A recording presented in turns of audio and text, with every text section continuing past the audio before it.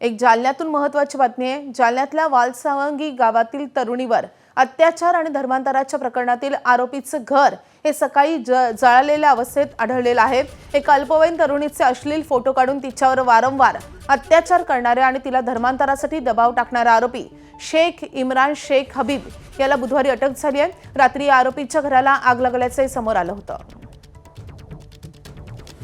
आपले प्रतिनिधी रवी मुंडे सध्या आपल्या सोबत आहेत। रवी, नेमकी ही आग कशी लागली आहे? माधवी, 2 दिवसापासून पोलिसांच्या कस्टडीत असलेल्या आरोपीचं घर आहे आणि खरं तर ही आग कशी लागली याचं उत्तर अद्याप पोलिसांकडे देखील नाहीये।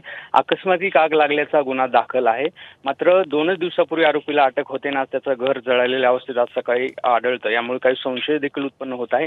मात्र ही आग लागली की लावली याचा देखील शोध घेणं पोलिसांसाठी महत्त्वाचं आहे। त्यामुळे पोलीस आज त्याचा शोध घेत आहेत। खरं तर पहाटे जळालेल्या अवस्थेतच हे घर आढळलं। घरातील अनेक वस्तू जळालेल्या या ठिकाणी पाहायला मिळाल्या।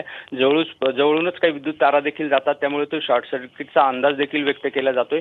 मात्र ज्या पद्धतीनं हे अटक आणि गुन्ह्याबाबत आक्रोश आहे सामान्यामध्ये, त्यानुसार या ठिकाणी काही संशयास्पद गोष्टी देखील आहेत असं पोलिसांचं म्हणणं आहे। त्या दृष्टीने पोलिसांचा हा तपास सुरू आहे।